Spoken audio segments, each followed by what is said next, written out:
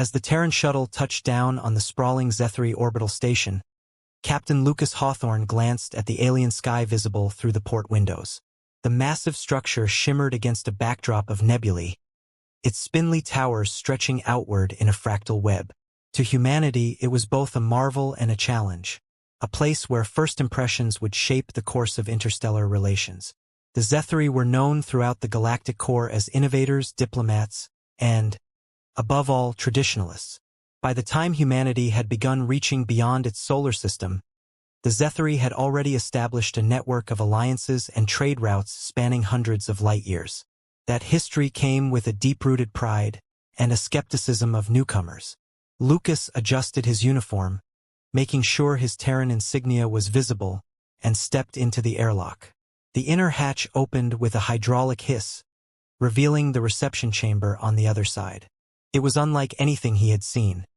Vaulted ceilings in crystalline blues and greens, glowing orbs that floated midair and cast shifting light patterns, and walls etched with swirling geometric patterns that seemed to pulse faintly. At the far end, a group of Zethary awaited him, their sleek, sinuous forms standing tall against the intricate backdrop.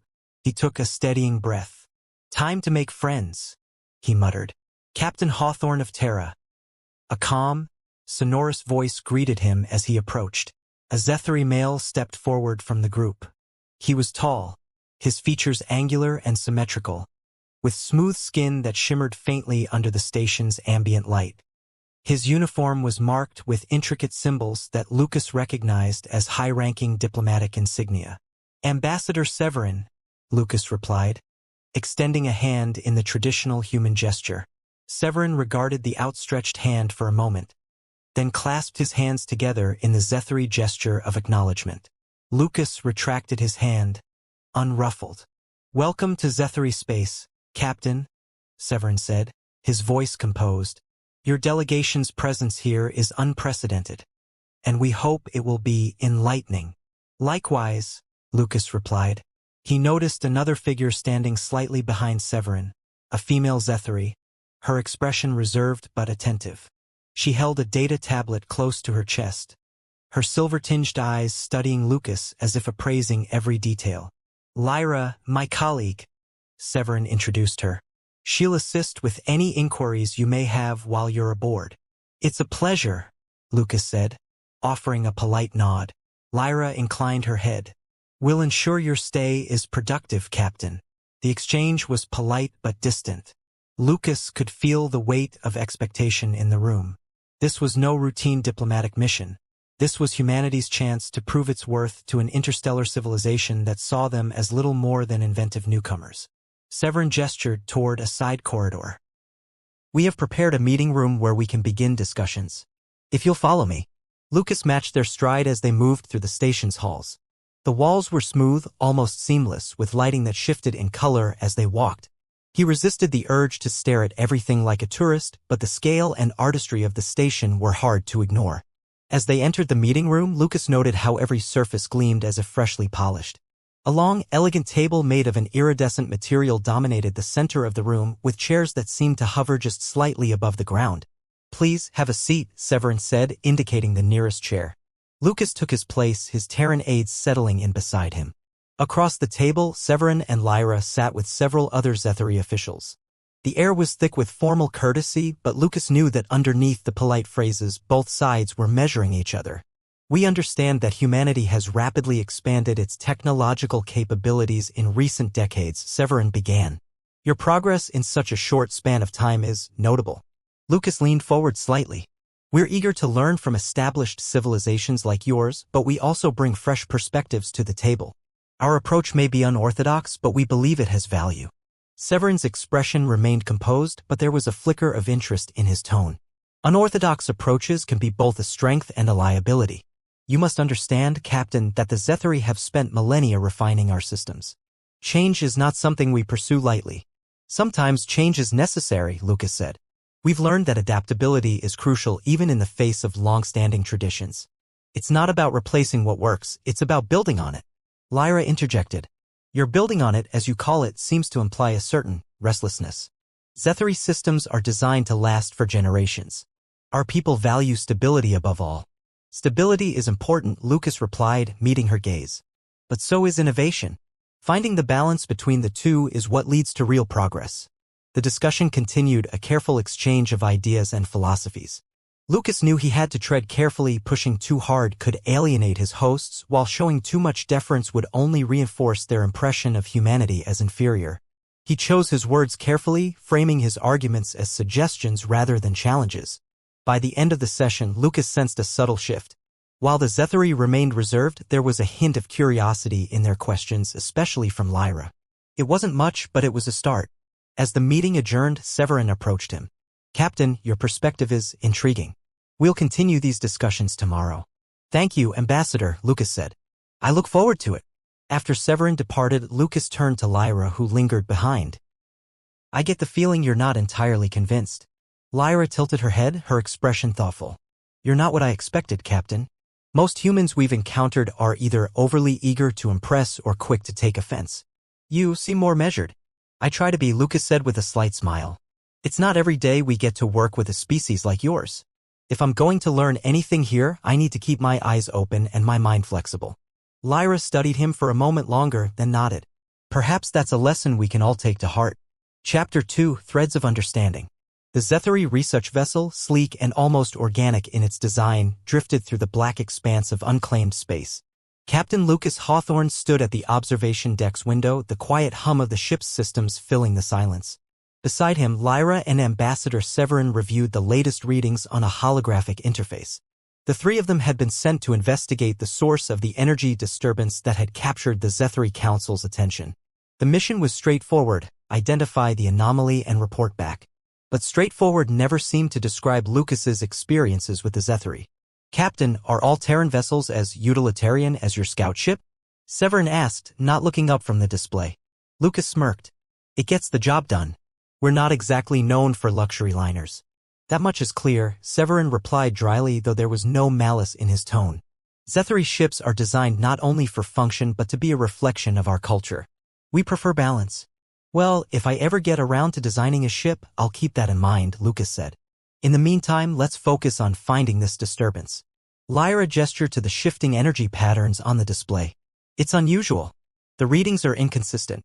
At times it appears to be a natural phenomenon, but then the fluctuations suggest an artificial source. Lucas crossed his arms. Could it be a cloaked vessel? Someone testing a new drive system? Severin tilted his head. Possible, but unlikely. Few species would risk deploying experimental technology so close to a major trade corridor. Still, we cannot rule it out. The ship's pilot, a stoic Zethari named Joreth, spoke from his station. We're approaching the coordinates. I'm reducing speed. The vessel slowed and the observation window filled with the sight of a faint, pulsing light in the distance. The anomaly appeared as a ripple in space, a distortion that seemed to bend light and matter around it. The readings on the holographic display fluctuated wildly, refusing to settle into any predictable pattern. Severin frowned. This is troubling. We should maintain a safe distance. Lucas turned to the pilot. Hold position. Let's see what we're dealing with. Lyra studied the readouts, her silver-tinged eyes narrowing. Captain, if this is an artificial construct, we may be dealing with a civilization that operates on a different set of principles than either of our peoples. The energy signature doesn't match anything in the Zethari database. Lucas tapped the side of the display, zooming in on the anomaly. In other words, it's completely unknown. That would be one way to describe it, Lyra said, her voice carrying a hint of caution. We should approach this carefully. Caution's good, Lucas said, but we still need answers. If we sit back and analyze every angle without acting, we'll never figure out what's causing it. Severin raised an eyebrow. Acting without sufficient data can be just as dangerous as doing nothing, Captain. Zethari methodology prioritizes thorough examination before engagement. Lucas resisted the urge to roll his eyes. Sometimes waiting too long costs you the opportunity to solve the problem before it gets worse. I'm not saying we charge in blind. But if we can get a closer look, maybe send out a probe or something, we'll have a better shot at understanding what we're dealing with. Lyra tilted her head, considering his words. A probe could provide additional data without exposing us to unnecessary risk. It's a reasonable compromise. Severin inclined his head. Very well. Joreth, prepare a Class 4 reconnaissance probe. Set it to maintain a minimum safe distance from the anomaly. The pilot acknowledged the order and set the probe on its way. Lucas watched as it detached from the vessel and approached the shimmering distortion. The readings on the display updated in real time, showing more detailed fluctuations and revealing faint traces of exotic particles that neither the Zethri nor Terran scientists had seen before. What do you think? Lucas asked Lyra. Does this data change anything? It suggests that the anomaly is partially natural but influenced by some external factor, she said, scrolling through the analysis. It's as though something is amplifying a naturally occurring phenomenon. But what that something is remains a mystery. Maybe we're looking at it the wrong way, Lucas mused. What if the anomaly isn't a threat but a resource? Something we can harness instead of avoid? Severin frowned. That would be a bold assumption, Captain. And one that could lead us into unforeseen consequences. Bold, maybe? But if it turns out to be a source of clean energy or a shortcut through hyperspace, it's worth considering. Lyra glanced at Lucas, a faint smile tugging at the corner of her mouth. You're quite persistent, Captain. You remind me of a young Zethri explorer I once knew, always looking for potential instead of problems. Persistence is how you get things done, Lucas said. If that explorer was anything like me, I bet they accomplished quite a bit. Lyra's smile deepened. He did, eventually. As the probe continued its analysis, the anomaly began to shift. The distortion's edges shimmered more brightly and the energy readings spiked. Jorith, Severin said sharply, increase our distance immediately. The pilot complied, and the ship pulled back. The anomaly seemed to stabilize once the vessel was further away. Lucas leaned forward, his brow furrowed. Looks like it reacts to proximity, he said. We'll need to study it from a safe distance. Lyra nodded. Agreed. We should return to the station and present our findings. The Council will want to review this data before we proceed further. As the ship turned to leave, Lucas felt a pang of frustration. They had uncovered more questions than answers. Still, he couldn't shake the feeling that this anomaly, whatever it was, could be the key to something important, something that might change the way both humans and Zethri saw the galaxy. As they set course for the station, Lucas glanced at Lyra. So, do you think they'll listen to what we have to say? Some will, she replied. Others will be more skeptical. But with the right approach, we may convince them to take this discovery seriously. Lucas nodded. Well, convincing people to take humanity seriously is what I'm here for. Let's hope this is the start of something good. Chapter 3, The Outsider's Perspective. The conference chamber on the Zethri orbital station buzzed with tension. The holographic displays around the circular table showed fragments of the anomaly's data spinning and shifting as the Council's advisors adjusted the projections. Severin sat at one end of the table, flanked by Lyra, while Lucas stood a little apart, observing the room's layout. Despite the decor's elegance and the carefully controlled lighting, it was clear this discussion wasn't going to be easy. Captain Hawthorne, said a Zethri official with an elaborate crest on his uniform. His tone was sharp, almost dismissive. Your input thus far has been unconventional, to say the least. You suggest we treat the anomaly as a potential resource. Do you have any data to support this hypothesis? Lucas stepped forward. I'm not saying it's guaranteed. I'm saying it's worth exploring. The probe's readings showed unusual energy patterns. If we can figure out how to stabilize them, this might lead to breakthroughs in propulsion, power generation, maybe even something we haven't imagined yet. The official frowned, his crest pulsing faintly. Humanity has always been quick to speculate. Without definitive evidence, your proposition is no more than conjecture. Severin leaned back in his chair, his fingers steepled. It's true that we Zethri prefer a more deliberate approach. But dismissing a hypothesis without further investigation might lead us to miss an opportunity. Lucas glanced at Severin, grateful for the unexpected support. Exactly. If we focus purely on what we can confirm, we won't make any progress. It's about finding the right balance, keeping caution in mind, but not letting it paralyze us. Lyra interjected, her tone measured. Captain, your argument hinges on the idea that the anomaly can be understood through human ingenuity. The Zethri Council has centuries of experience in analyzing phenomena like this. What makes you think your perspective will offer something new? Lucas took a breath, knowing this was the crux of the issue. Because we haven't been doing this for centuries. That means we're not bound by the same assumptions. Humanity's short timeline forces us to think differently. We might see a pattern or a solution that centuries of tradition have overlooked. Another council member, an older Zethri with an almost translucent complexion, spoke up. A compelling argument, if somewhat audacious. Still, it is not without merit. Severin nodded thoughtfully. Perhaps a joint team, blending Zethri experience with human resourcefulness, could conduct a more thorough investigation.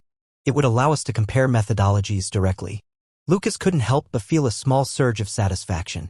He had fought for this moment, to be taken seriously, to have humanity's voice considered. I'd be honored to work alongside your people. Together, we can learn more than either of us could on our own. Lyra's expression softened slightly. Very well. But understand that this is an experiment, Captain. If it fails, it may color future cooperation.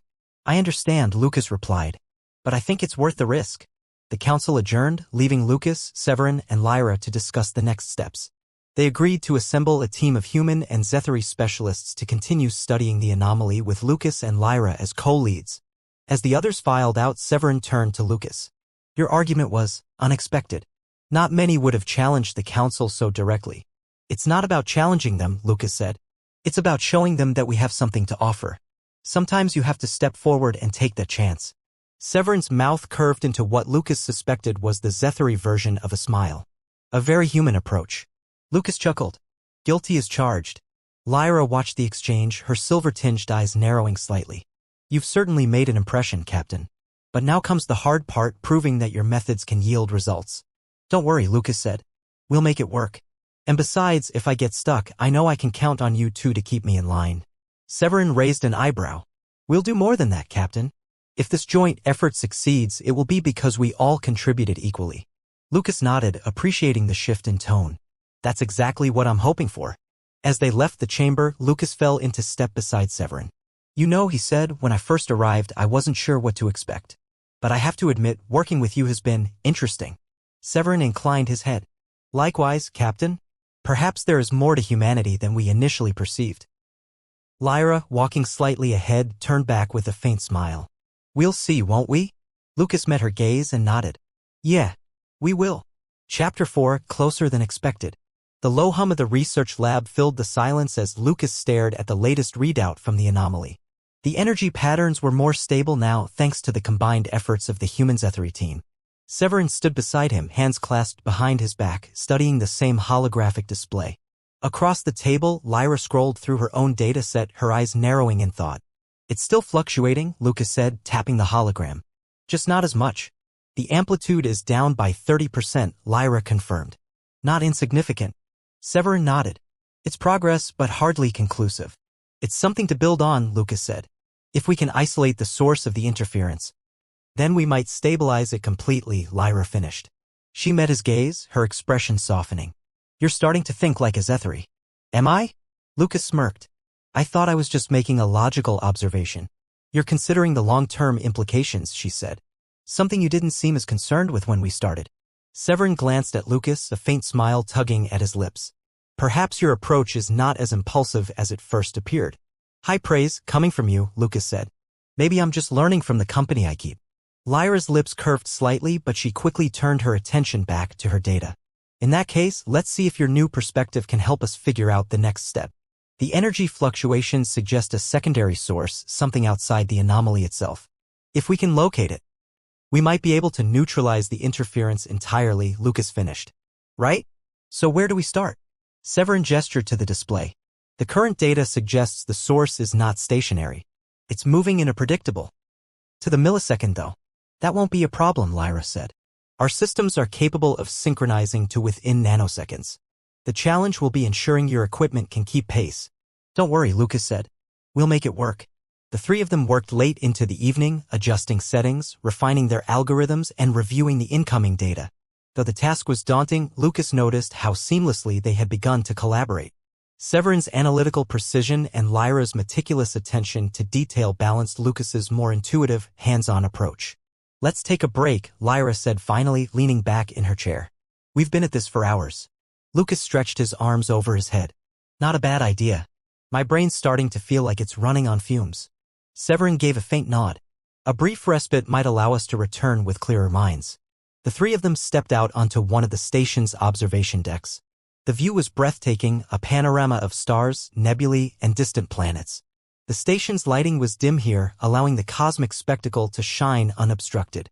Lucas leaned against the railing, his gaze fixed on the swirling colors of a nearby nebula. Hard to believe we're out here, working on something that could change everything. It's not the first time the Zethary have faced unknowns, Lyra said, her tone thoughtful. But it is the first time we've done so alongside another species. That in itself is unique. Severin looked out at the stars, his expression unreadable. Perhaps it is a sign that we can achieve more together than apart. Lucas glanced at Severin, surprised by the comment. Coming from you, that's practically an endorsement. Severin turned his head slightly, a hint of amusement in his voice. I call it an observation. Lyra smiled faintly, and for a moment the three of them simply stood in silence, taking in the view. Lucas felt a sense of camaraderie that had grown steadily since their mission began. They were no longer just colleagues from different worlds, they were a team, united by a common goal. As they returned to the lab, Lucas found himself walking next to Lyra. You know, he said quietly, when I first got here, I wasn't sure if we'd ever find common ground. But it's starting to feel like we're figuring this out together. She looked at him, her silver-tinged eyes reflecting the station's faint light. I'll admit, you're not what I expected. Most humans I've encountered have been different, but you have a way of adapting. Lucas shrugged. You could say the same about you. I wasn't expecting a Zethary who's willing to see things from our perspective. Lyra's expression softened. Perhaps that's why this is working. We're both willing to look beyond our assumptions. Maybe, Lucas said. I just hope it's enough. They reached the lab, the conversation lingering in the air between them. As they returned to their workstations, the faint tension that had once defined their interactions was gone, replaced by something closer to trust. It wasn't just about the anomaly anymore, it was about the relationships they were building along the way. Chapter 5, Forbidden Attachments. The central control chamber of the Zethary orbital station hummed with quiet efficiency. Lucas stood at the observation console, his gaze fixed on the holographic projection of the anomaly's shifting energy fields. To his left, Lyra typed commands into her console, her silver-tinged eyes flicking back and forth between the data streams. Across from them, Severin leaned over a secondary display, his long fingers adjusting parameters with practiced precision. The three had become an unlikely team, though not without raising some eyebrows among the station's staff. Captain Hawthorne, Severin began, have your technicians made progress on the synchronizer? Lucas nodded. We've patched in some adaptive protocols. It should be able to keep up with your system now. Good. Then we can begin the next phase of the analysis. Severin's voice was calm, though there was an edge of concern in his tone. The Council has requested daily updates on our progress. We'll need to show results soon. We've got this, Lucas replied, more confidently than he felt. The data's coming together. Once we pinpoint the secondary source, we'll be able to stabilize the entire system. Lyra looked up from her console. Your confidence is noted, Captain. But we must remember that failure here could have far-reaching consequences. The Council won't tolerate recklessness. It's not recklessness, Lucas said, meeting her gaze. It's calculated risk. Big difference. She raised an eyebrow. A fine line, don't you think? Lucas gave a slight grin. Maybe, but it's a line I've walked before. Severin broke in before Lyra could respond. Enough. Let's focus on the task at hand. Lyra, adjust the sensor sweep parameters. Captain, confirm that the synchronizer is calibrated correctly. We'll need everything in place before we begin the next sequence. The team worked in concert, their movements coordinated despite the tension. As they prepared the final diagnostic, Lucas couldn't help noticing the sidelong glances Lyra gave him. She was as meticulous as ever, but there was something else, something in the way she lingered slightly longer than necessary when passing him a data tablet, or the way her tone softened when she spoke directly to him. Once the system checks were complete, Severin stepped back and stretched. It seems we've done all we can for now. I suggest we reconvene in 4 hours after reviewing these results. Lyra nodded. Agreed. Lucas watched as Severin exited the control room, leaving him alone with Lyra. The room's atmosphere felt heavier, though the faint hum of the consoles remained the same. Captain, Lyra said, breaking the silence. Her voice was quieter now, almost tentative. May I ask you something? Sure, Lucas replied, crossing his arms. What's on your mind? She hesitated, then stepped closer. I've been thinking about your approach, how you balance intuition and analysis. It's not something I'm used to. Zethary methods are structured, precise. But you seem to thrive in the unpredictable. I guess I've always been like that, Lucas said. Back home, we don't always have the luxury of perfect conditions. You learn to improvise, to trust your gut. It's not about being reckless, it's about knowing when to take a chance. Lyra studied him for a moment, her gaze searching. And yet, you've gained her trust. Even Severin has come to value your input. It's unusual. Lucas shrugged. Maybe you Zethary just needed someone who thinks a little differently. Her lips quirked upward in a faint smile. Perhaps. As their conversation continued, Lucas found himself drawn into Lyra's perspective, the way she described her world, her culture, the traditions that shaped her people's view of the universe. She spoke of the Zethary homeworld's crystalline forests, of centuries-old archives that contained the accumulated knowledge of her kind and of the constant push and pull between progress and preservation. It sounds incredible, Lucas said. I'd love to see it someday. Maybe you will, Lyra replied softly. A comfortable silence settled between them. Then, as if by instinct, Lucas reached out and lightly touched her arm. Lyra looked down at his hand, then back up at him, her expression unreadable. I should get back to my quarters, she said, her voice suddenly distant. It's late. Yeah, Lucas agreed, stepping back. See you tomorrow. As Lyra turned and left the room, Lucas remained behind, staring at the console. He knew their connection had grown beyond mere professional respect, but he also knew how precarious their situation was. The Council's scrutiny, the delicate balance of their mission, everything depended on keeping their focus and not letting personal feelings complicate matters. He let out a long breath. Focus, Lucas, he muttered to himself.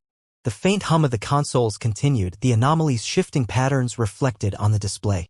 There was still so much to figure out, so much at stake. But for now, all he could do was keep moving forward, one step at a time. Chapter 6, The Trial of Trust. The ship's bridge was bathed in a pale, shifting blue light as the main display projected the anomaly's latest patterns. Lucas sat in the command chair, elbows on his knees, studying the swirling energy fields that refused to conform to their projections. Lyra stood behind him, arms folded, her expression unreadable. Severin occupied the seat next to Lucas, tapping on a console to adjust the data filters. The three of them were deep into their third consecutive day of analysis, their fatigue masked by sheer determination. We're still seeing the same fluctuations, Lyra said, her tone clipped. Even with the additional probes, the interference hasn't diminished. Lucas leaned forward, resting his chin on his knuckles. There's something we're missing. Something we're not looking at the right way. Captain, we've tried every conceivable angle, Severin replied, his voice calm but firm. This anomaly defies the parameters we've established. If we cannot stabilize it soon, the Council will order us to abandon the investigation. Then we need to work faster, Lucas said. I'm not giving up on this. Lyra shot him a look. Giving up may not be an option, Captain, but proceeding without caution is equally dangerous. Lucas turned to her, his frustration slipping into his tone. We've been cautious for weeks. Where's it gotten us? We're still alive, for one thing, she countered, her voice rising slightly. Enough, Severin said sharply, cutting off the argument. The fact remains that the anomaly is not cooperating. We must consider alternative measures. Lucas opened his mouth to respond, but before he could speak, an alert sounded from the main console. Lyra crossed the room quickly, her fingers dancing over the controls. What is it? Lucas asked, standing. An energy spike, she replied. Larger than anything we've recorded so far. It's destabilizing rapidly. Severin stood, his voice calm but decisive. We need to move the ship out of range. Jorith, bring us back to minimum safe distance. The pilot nodded and the ship began to shift position. On the display, the anomaly twisted and expanded, the energy patterns breaking apart in erratic bursts. Lucas watched, his mind racing. This was a new development, something different, something unpredictable. Captain, Lyra said without looking at him, this could be the opening we've been waiting for. If we can isolate the spike source, we might be able to identify the external factor causing the interference. Lucas stepped up to her console, his frustration giving way to focus. What do we need to do? We'll need to send a probe directly into the spike, she said. It's a risk, but it might give us the data we need. Severin frowned. That is a significant gamble. If the probe is destroyed before it can transmit back.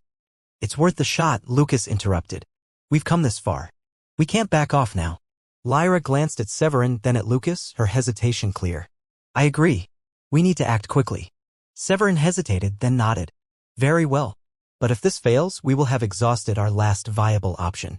Lucas turned to Jorith. Deploy the probe. Set it on a direct course for the energy spike.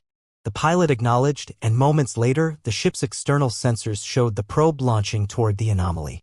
The bridge fell silent as everyone watched the main display. The probe's telemetry streamed in, lines of data scrolling rapidly across the screen. It's holding, Lyra said, her voice low. We're getting readings. The spike structure is more complex than we thought. Can you isolate the source? Lucas asked. I'm trying, she replied. The interference is still strong, but wait. I think I see it. A substructure, something beneath the anomaly's surface. It's not just an energy field. It's almost like a framework. Severin moved closer to her console. A framework? What kind of framework? It's too early to say, Lyra said. But it's artificial. That much is clear. Lucas felt a surge of adrenaline. Then we're not dealing with a natural phenomenon. Something built this. It's possible, Severin said carefully. If that is the case, it would explain the interference. The anomaly might be a construct designed for a purpose we don't yet understand. Lucas nodded. We need to get that data back to the council. If they see what we've found, they'll have no choice but to let us continue. Lyra's hands moved quickly over her console. I'm transmitting the data now. But we'll need to verify these results. If we can. Another alert cut her off. The energy spike was intensifying again, and the probe's signal started to weaken. It's destabilizing further, Severin said. We should withdraw before the ship is at risk. Lucas clenched his fists, then nodded reluctantly. Jorith, pull us back to the outer perimeter. Lyra, keep the data link active as long as possible. As the ship retreated, the bridge grew tense. Lyra and Severin worked in tandem to capture as much information as they could, while Lucas stood behind them, watching the main display. The anomaly's patterns were more chaotic than ever, but within that chaos, they had found something that could change everything. Finally, Lyra leaned back from her console, exhaling slowly. We've got it. The data is secure. Lucas let out a breath he hadn't realized he was holding. Good. That's a start. Severin glanced at him. I start, yes? But we must proceed carefully. If this truly is an artificial construct, it raises far more questions than it answers. And we'll find those answers, Lucas said, determination in his voice. Together. Chapter 8. A New Beginning.